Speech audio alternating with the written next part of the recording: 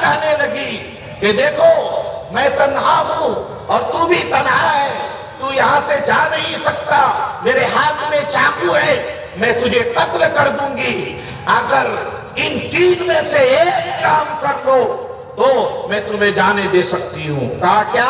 یا تو مجھ سے زنا کرو، یا تو تم شراب پیو، یا تو تم اس بچے کو قتل کرو۔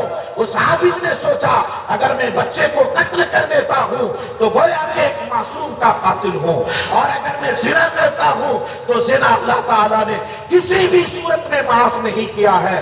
ہاں شراب کو میں پی لیتا ہوں، شراب کو میں پی لیتا ہوں، پھر اللہ سے سچی توبہ کر لوں گا۔ اس شخص نے شراب پیا، شراب پینے کے بعد اس کو واقعے میں بیان کیا جاتا ہے کہ اس عورت سے زنا بھی کیا اور اس معصوم بچے کو قتل بھی کیا۔ نوجوانوں، خدا کی قسم، اگر تمہاری زندگی میں شراب نوشی ہے اور تمہاری زندگی میں نشہ خوری ہے، خدا کی قسم تم اپنی زندگی برباد کرتے ہی ہو، اپنے خاندان کو تباہ و برباد کر دیتے ہو، عزت کو ملیا میٹ کر دیتے ہو، تم اپنی جھوٹی شان سمجھتے ہو۔ سمجھتے ہوں گے تمہارے وہ ساتھی جو تمہیں واہ واہی کہتے ہیں، ان کو بھی تم جہنم کے کنارے پر کھڑے کر رہے ہو۔ اللہ اس کی تعریف نہیں کرتا، اللہ تعریف کرتا ہے ان کی جو ایمان والا بھائی دوسرے ایمان والے بھائی کو ساتھ دیتا ہے۔ اللہ تعریف کرتا ہے ان کی جو نماز کو قائم کرتا ہے۔ قرآن ڈنڈے کی چوٹ اعلان کرتا ہے، قد افلح المؤمنون الذين هم في صلاتهم خاشعون والذين هم عن اللغو معرضون، کہ تحقیق کے کامیاب ہیں وہ لوگ جو اپنی نمازوں میں خشوع اور خضوع رکھتے ہیں اور جو لغو باتوں سے، فحش باتوں سے، بے حیائی سے، شراب تو دور ہے، ان چیزوں سے دور رکھتے ہیں۔ اللہ کہتا ہے کہ یہ شخص کامیاب ہے جو نمازی ہے، یہ شخص جو کامیاب ہے جو بااخلاق ہے، یہ شخص کامیاب ہے جو اپنے بڑوں کی عزت کرنے والا، چھوٹوں پر شفقت اور محبت کرنے والا ہے۔ تو کیا قرآن سچا ہے یا معاشرے کے وہ لفنگے، وہ نوجوان جو شراب نوشی میں، جو ہمارے معاشرے کو جھوٹ میں ناپاک کر رہے ہیں؟ کون سچا ہے میرے بھائی؟ قرآن سچا ہے یا وہ جھوٹے سچے ہیں؟ نہیں، خدا کی قسم قرآن سچا ہے۔ اللہ تبارک و تعالی قرآن کریم میں دوسری جگہ ارشاد فرماتا ہے، تعریف کرتا، وَعِبَادُ الرَّحْمَنِ الَّذِينَ يَمْشُونَ عَلَى الْأَرْضِ هَوْنًا وَإِذَا خَاطَبَهُمُ الْجَاهِلُونَ قَالُوا سَلَامًا وَالَّذِينَ يَبِيتُونَ لِرَبِّهِمْ سُجَّدًا وَقِيَامًا۔ رحمان کے بندے، اللہ تبارک و تعالی نے اپنی وہ صفت رحم جس کو اللہ تعالیٰ نے دو مرتبہ رحمان اور رحیم کے ذریعے سے ذکر کیا، اپنے صفت رحمان کے ذریعے سے اپنے بندے کو اس میں متصف کرتا ہے۔ رحمان کے بندے کون ہیں؟ جو زمین پر عاجزی، انکساری کے ساتھ جھک کر چلتے ہیں۔ کان کھول کر سنو اے نوجوانوں، اگر تم زمین پر اکڑ کر چلتے ہو، قرآن کہتا ہے لا تمشی فی الارض مرحا انکا لن تخرق الارض ولن تبلغ الجبال طولا۔ کہ نوجوانوں تم اکڑ کر مت چلو، تم زمین کو پھاڑ نہیں سکتے۔ اللہ چاہے آنے واحد میں ایک زلزلہ لائے، کروڑوں کے کروڑوں، اربوں کے اربوں خزانے کو تباہ کر دے، لیکن تم اس زمین کو پھاڑ نہیں سکتے۔ یا تکبر کرنے والوں، تم پہاڑ جیسے اونچا بھی نہیں ہو سکتے۔ ہاں، اللہ کو یہ پسند نہیں ہے۔ اللہ کو کیا پسند ہے؟ اللہ کو جو پسند ہے وہ قرآن میں کہتا ہے وَعِبَادُ الرَّحْمَنِ الَّذِينَ يَمْشُونَ عَلَى الْأَرْضِ هَوْنًا، کہ رحمان کے وہ بندے ہیں جب اللہ کی زمین پر چلتے ہیں عاجزی سے، انکساری سے چلتے ہیں، جھک کر چلتے ہیں۔ وَإِذَا خَاطَبَهُمُ الْجَاهِلُونَ قَالُوا سَلَامًا، اور جب دنیا کے جھگڑا کرنے والے، بد اخلاق انسان اس سے مخاطب ہوتے گئے، زمین کے مسئلے میں، گھر کے مسئلے میں، زندگی کے مسئلے میں، اس سے بھی اوپر اٹھ کر کہیے موج کے مسئلے میں، ارے بھائی کیوں جھگڑا کرتے ہو؟ کہتا ہے اگر جھگڑا نہیں کریں گے تو سماج ہماری عزت نہیں کرے گی۔ اللہ اکبر۔ قرآن کہتا ہے، رب کہتا ہے کہ اللہ تمہاری عزت کو جب بڑھائے گا جب تم عاجزی انکساری سے چلو گے۔ قرآن کہتا ہے کہ میرے رحمان کے بندے وہ ہیں جب اس سے کوئی جاہل مخاطب ہوتا ہے سلامتی کے ساتھ نکل جاتے ہیں۔ رحمان کے بندے وہ ہیں جو اللہ تبارک و تعالیٰ کو سہ پار رات میں یاد کرتے گئے، اپنی راتوں کو قیام، رکوع، سجدے میں گزارتے گئے، اللہ اس کی تعریف و توصیف کرتا ہے۔ میں ایک چھوٹا سا واقعہ بیان کرتا ہوں، ایک بہت ہی مختصر سا واقعہ ہے۔ نماز کتنی بڑی دولت ہے، نماز ہمیں کیا دیتی ہے؟ اللہ تبارک و تعالیٰ خود قرآن کریم میں کہتا ہے کہ نماز تمہیں ساری چیزیں دیتی ہے، ساری کی ساری چیزیں دیتی ہے، بس نماز کو مضبوطی سے پکڑو۔ ایک بہت مشہور سا واقعہ ہے، واقعہ یہ ہے کہ ایک ضعیف شخص، گھر میں کھانے کے لیے کچھ نہیں، ماں کہتی ہے، بوڑھی ماں، ارے کچھ تو لے کر لاؤ، آؤ گھر میں فاقے چل رہے ہیں۔ وہ بوڑھا ہمارے چوراہے پر جاتا ہے، زیرو مائل، گلاب باغ، خشکی باغ، لائن بازار کھڑا رہتا ہے، کوئی مزدور کے حساب سے مجھے لے کر جائے۔ دوپہر تک ہو جاتے ہیں، اس بوڑھے کو کوئی نہیں لے جاتا، اس خیال سے میں اسے لے جاؤں گا، یہ کس کام کے؟ پھاوڑا نہیں چلا سکتا، کام میں جوانوں کی طرح حرکت نہیں کر سکتا۔ ظہر تک وہ کھڑا رہتا ہے، پھر دوسری مزدوری کرنا شروع کر دیتا ہے۔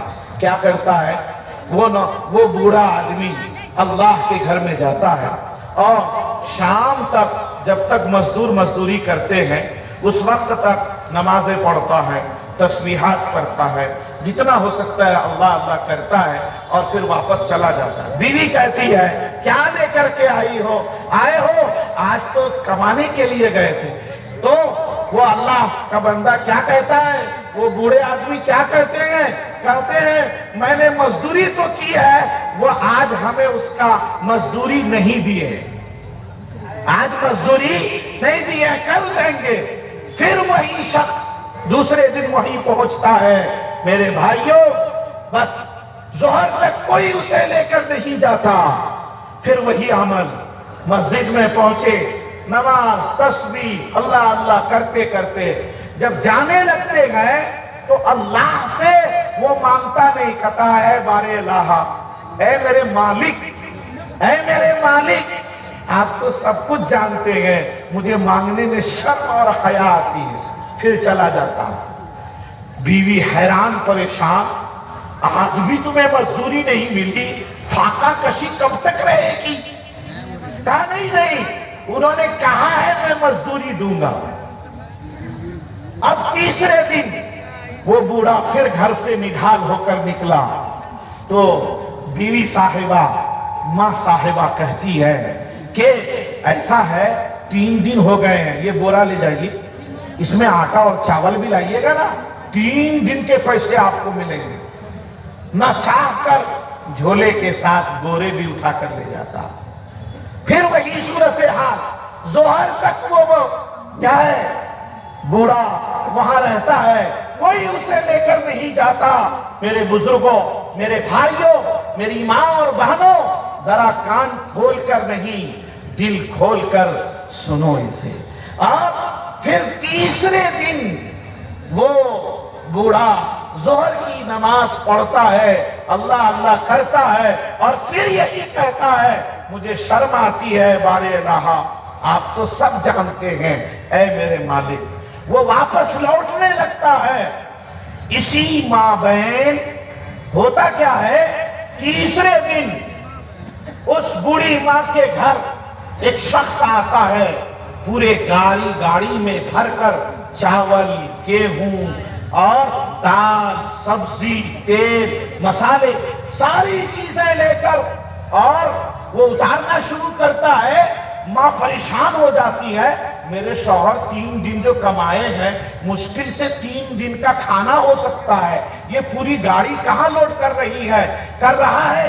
تو ماں کہتی ہے ذرا سنو سنو سنو، یہ گھر میرا ہے، میرے شوہر مزدوری کرنے گئے ہیں، آپ کو بھول تو نہیں ہوئی ہے؟